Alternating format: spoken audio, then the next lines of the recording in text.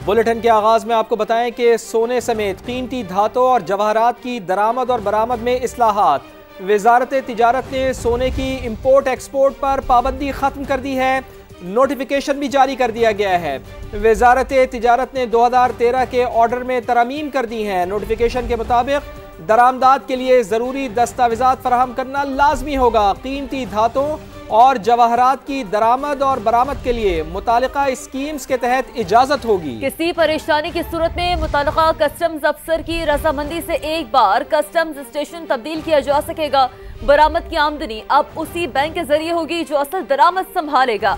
इस हवाले से पुराना नोटिफिकेशन फौरी तौर पर मंसूख कर दिया गया है।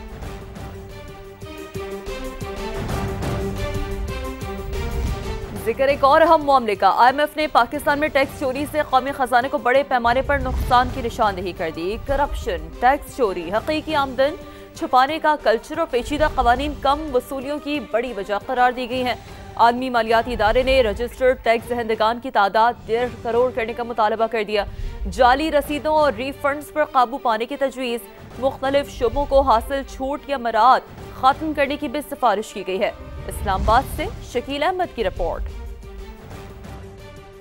IMF का पाकिस्तान से रजिस्टर्ड टैक्स दहिंदगान की तादाद 1.5 करोड़ तक बढ़ाने का मुतालिबा। पाकिस्तानी टैक्स निजाम की कमजोरियों को भी बेनकाब कर दिया। आलमी मालियाती इदारे ने निशानदेही की है कि पाकिस्तान में रजिस्टर्ड टैक्स दहिंदगान की असल तादाद सरकारी तखमीनों से इंतहाई कम है। टैक्स चोरी, करप्शन और मखसूस शोबों को हासिल मराहत कम टैक्स वसूली की बड़ी वजूहात हैं। रजिस्टर्ड टैक्स दहिंदगान 50 लाख तक महदूद। हालिया 59 लाख टैक्स गोशवारों में से 43% ने सिफर आमदन जाहिर की। यही वजह है गुज़िश्ता 5 साल में टैक्स टू GDP की शरह 10% तक महदूद रही। टैक्स चोरी के लिए हकीकी आमदन छुपाई जा रही है या गैर हकीकी फाइलर सिस्टम में शामिल है। IMF के मुताबिक टैक्स चोरी के बायस बजट खसारा 3.4 ट्रिलियन रुपए यानी GDP का 3.9% है। रियायती SROs के बेतहाशा इजरा ने टैक्स निजाम मजीद पेचीदा बना दिया। साल 2024 में ऐसे 168 SROs जारी किए गए। गैर रस्मी मईशत के फैलाव ने भी कौमी खजाने को शदीद नुकसान पहुँचाया है। FBR में मौसर एहतसाब का फुकदान, बदउनवानी के रास्ते खुले हैं। करप्शन के मुकदमात में कानूनी कार्रवाई न होने के बराबर रिफंड निजाम में अंदरूनी कंट्रोल और शिफाफियत कमजोर है।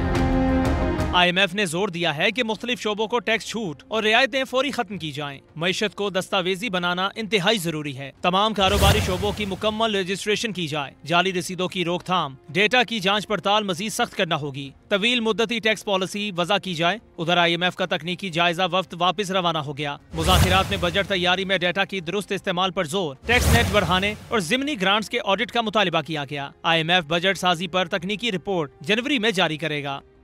अब बात करें फैसलाबाद सानहा की, तो फैसलाबाद सानहा के बेघर और बेआसरा मुतासरीन हुकूमती इमदाद के मुंतज़िर हैं। कहते हैं बेघर हो गए लेकिन कोई हुकूमती नुमाइंदा दादरसी के लिए नहीं आया। वहाँ का मजीद अहवाल जानते हैं समा की नुमाइंदा रिदा सिंधु से। रिदा, बताइएगा मुतासरीन का मजीद क्या कहना है?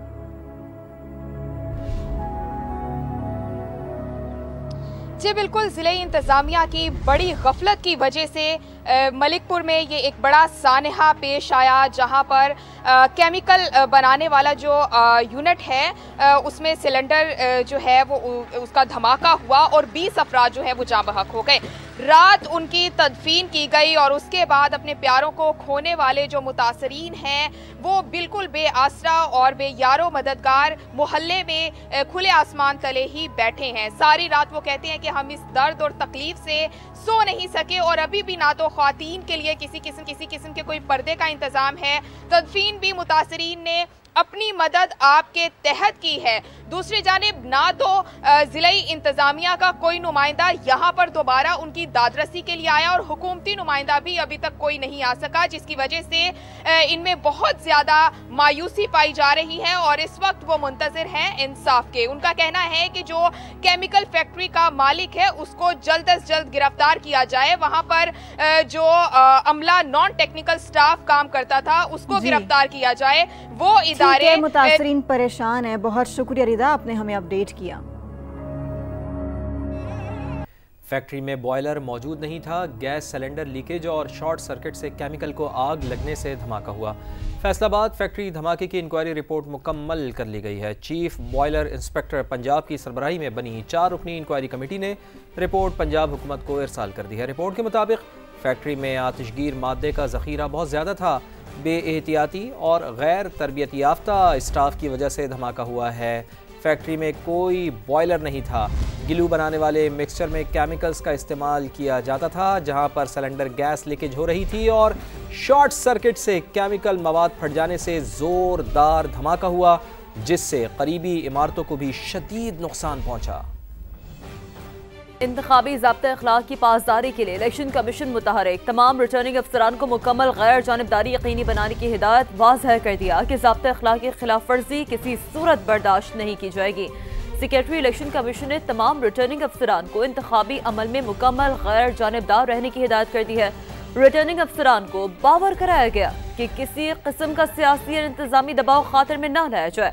कमीशन का कहना है कि ज़ाब्ता अखलाक की खिलाफ वर्जी या किसी भी कोताही की सूरत में मुताल्लिका अफसरान को सख्त तादीबी नताइज का सामना करना होगा।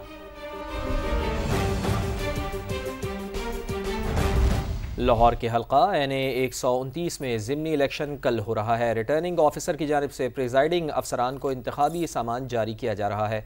इस हवाले से मज़ीद बताएंगे समा के नुमाइंदे जहांगीर खान, जो कैंप ऑफिस में मौजूद हैं। जी जहांगीर। जी, लाहौर के हल्का NA 129 में ज़िमनी इंतखाबात कल हो रहे हैं, जिनके लिए इंतखाबी सामान की तरसील का अमल आज शुरू हो चुका है। मैं इस वक्त गवर्नमेंट कॉलेज बराए ख़वातीन टाउनशिप में मौजूद हूँ, जहाँ पर रिटर्निंग ऑफिसर की जानिब से प्रिजाइडिंग ऑफिसर्स को इंतखाबी सामान जारी किया जा रहा है। बैलेट बॉक्सेस हैं, बैलेट पेपर्स हैं और दीगर इंतखाबी सामान है, जो कि इन प्रिजाइडिंग ऑफिसर्स को जारी किया जाएगा। और आज सख्त सिक्योरिटी में ये इंतखाबी सामान 334 पोलिंग स्टेशन तक पहुँचाया जाएगा। पुलिस की भारी नफरी जो है वो इन पोलिंग स्टेशन पर रात भर तैनात रहेगी, जबकि इस वक्त रिटर्निंग ऑफिसर का जो दफ्तर है, जो कैंप ऑफिस है, वहाँ पर भी पुलिस की भारी नफरी तैनात कर दी गई है। रजिस्टर्ड वोटर्स की तादाद इस हल्के में 5,58,364 है। पुलिस हुकाम का यह कहना है कि सिक्योरिटी के सख्त किए गए हैं। पाक फौज के दस्ते भी सिक्योरिटी के फ़राइज़ सर अंजाम देंगे। जी ठीक है जहांगीर, बहुत शुक्रिया आपका, आपने हमें अपडेट किया। दूसरी जानिब मुजफ्फरगढ़ PP 269 में ज़िमनी इंतखाबात का मैदान सजने को तैयार है। पोलिंग के लिए प्रिजाइडिंग अफसरान में सामान की तरसील का अमल जारी है। मजीद बता रहे हैं मकसूद चौहान। जी मकसूद, अपडेट कीजिएगा। जी बिल्कुल, मैं इस वक्त मौजूद हूँ मुजफ्फरगढ़ के सूबाई हल्का PP 269 में, जहाँ इलेक्शन मुहिम का वक्त ख़त्म हो चुका है और पोलिंग का जो सामान है वो गवर्नमेंट डिग्री कॉलेज बराए ख़वातीन मुजफ्फरगढ़ में लाया जा रहा है और सख्त सिक्योरिटी हसार में जो है पोलिंग का सामान कॉलेज में लाया गया है। 156 प्रिजाइडिंग ऑफिसर जो हैं उनको ये सामान जो है वो दिया जाएगा और जो पोलिंग का सामान लेकर अपने अपने पोलिंग स्टेशन की तरफ रवाना हो जाएंगे। 23 नवंबर को होने वाले पोलिंग ज़िमनी इंतखाबात में 17 उम्मीदवार जो हैं वो हिस्सा ले रहे हैं। इलेक्शन के दिन 1700 एहलकार जो है वो सिक्योरिटी के फ़राइज़ सर अंजाम देंगे। जी अपडेट्स के लिए बहुत शुक्रिया आपका। अब आपको बताएं कि इलेक्शन कमिश्नर पंजाब शरीफुल्लाह का कहना है कि पंजाब में ज़िमनी इलेक्शन में तमाम तैयारियां मुकम्मल हैं। रेंजर्स और फौज के दस्ते तैनात कर दिए गए हैं। पुरअमन इलेक्शन का इनेकाद यकीनी बनाया जाएगा। शहरी कल अपने घरों से वोट डालने के लिए निकले। मजीद जानते हैं समा के नुमाइंदे अरशद अली से। जी अरशद, बताइएगा। जी बिल्कुल, जो है वो कल ज़िमनी इलेक्शन जो है वो पंजाब में होने जा रहा है। इस वक्त हवाले से इलेक्शन कमीशन ने तमाम तर तैयारियां मुकम्मल कर ली हैं। इस वक्त जो है वो सूबाई इलेक्शन कमिश्नर शरीफुल्लाह साहब मेरे साथ मौजूद हैं, उनसे बात करते हैं। इस इलेक्शन के हवाले से इलेक्शन कमीशन के तमाम इंतजामात मुकम्मल है। पोलिंग स्टाफ की ट्रेनिंग मुकम्मल है। इलेक्शन मटीरियल आज हम रवाना कर रहे हैं। रेंजर्स और आर्मी की डिप्लॉयमेंट होगी इस पे, और इसमें हमारे पार्ट पे जितने इंतजामात है इस वक्त तक वो सारे इंतजामात मुकम्मल है। मॉनिटरिंग टीमें हमारे काम कर रहे हैं। मॉनिटरिंग टीमें आज जो डिस्ट्रीब्यूशन हो रही है उसकी भी मॉनिटरिंग करेंगे और कल पोलिंग स्टेशनों की भी मॉनिटरिंग करेंगे और हमारे RO उनसे हम राब्ते में हैं। वोटरों से मैं ये गुजारिश करूंगा कि वो निकलें और वोट जरूर कास्ट करें। जी बिल्कुल, उनका ये कहना है कि तमाम इंतजामात मुकम्मल हैं और वोटर से अपील है कि वो घरों से निकलें और अपना वोट कास्ट करें। जी 27वीं आईनी तरमीम के खिलाफ वकला के एहतजाजी कन्वेंशन का मामला। अहम खबर कि वकला और पुलिस में तसादुम, वकला ज़बरदस्ती हाई कोर्ट में दाखिल हो गए हैं। तो मनाजिर में भी हम आपको दिखाएंगे कि 27वीं आईनी तरमीम के खिलाफ वकला के एहतजाजी कन्वेंशन का मामला है। वकला ज़बरदस्ती हाई कोर्ट में दाखिल हुए हैं। वकला और पुलिस में तसादुम हुआ है। पुलिस की भारी नफरी हाईकोर्ट के अंदर और बाहर तैनात कर दी गई है। तो आपको बताएं कि एक अहम मामला 27वीं आईनी तरमीम के खिलाफ वकला एहतजाज कर रहे हैं और वकला के एहतजाजी कन्वेंशन का ये मामला है। इसी पर तफसील हासिल करते हैं। समा के नुमाइंदे लियाकत अली राना हमारे साथ मौजूद हैं। लियाकत अली राना, बताइए सूरत हाल कशीदा है वहाँ पर? जी कुछ देर पहले हुआ ये कि जब चीफ जस्टिस सिंध हाईकोर्ट की हदायत पर वकला को ये मना कर दिया गया था कि सिंध हाई कोर्ट में किसी किस्म की कोई रैली या कन्वेंशन मुनक्कद नहीं हो सकता। आज सेक्रेटरी बार जो है मिर्जा सरफराज अहमद, उन्होंने ऐलान किया कि कराची जो सिंध हाई कोर्ट के बाहर ही वकला इकट्ठे होंगे और यहीं कन्वेंशन होगा। लेकिन जैसे ही कन्वेंशन शुरू हुआ तो 15 मिनट के बाद अचानक वकला ने जबरदस्ती सिंध हाई कोर्ट में दाखिल होने की कोशिश की। इंस्पेक्टर कुर्बान और दीगर एहलकार यहाँ तैनात आज किए गए थे, उन्होंने उनको रोकने की कोशिश की, जिस पर वकला और पुलिस में 10 से 15 मिनट तक तसादम होता रहा।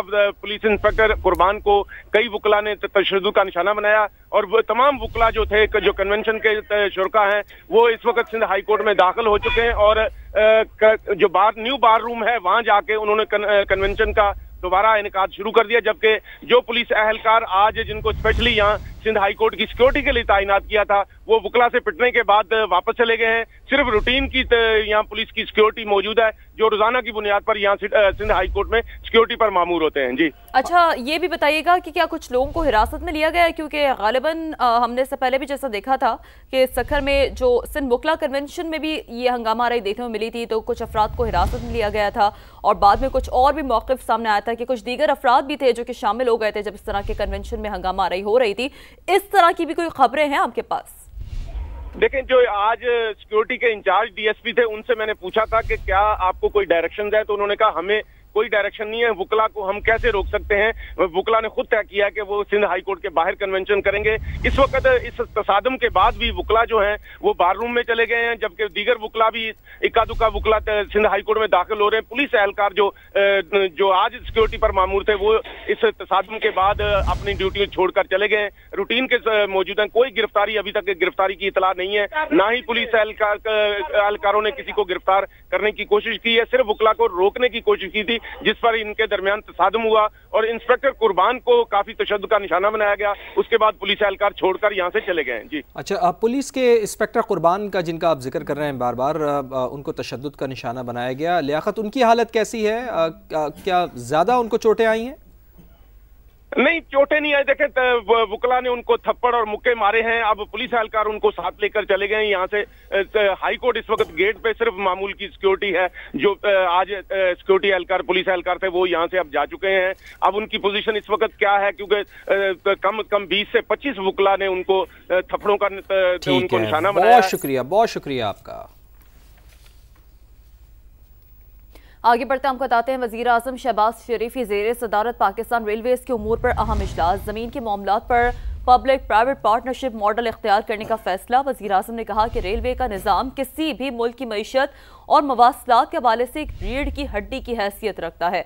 तो अपडेट्स ये हैं और अहम खबर है, आपको बता रहे हैं रेलवेज़ के उमूर पर एक अहम इजलास। वज़ीर आज़म शहबाज शरीफ की ज़ेर सदारत पाकिस्तान रेलवेज़ के उमूर पर यह अहम इजलास हुआ है और ज़मीन के मामलात पर पब्लिक प्राइवेट पार्टनरशिप मॉडल इख्तियार करने का ये फैसला सामने आ रहा है।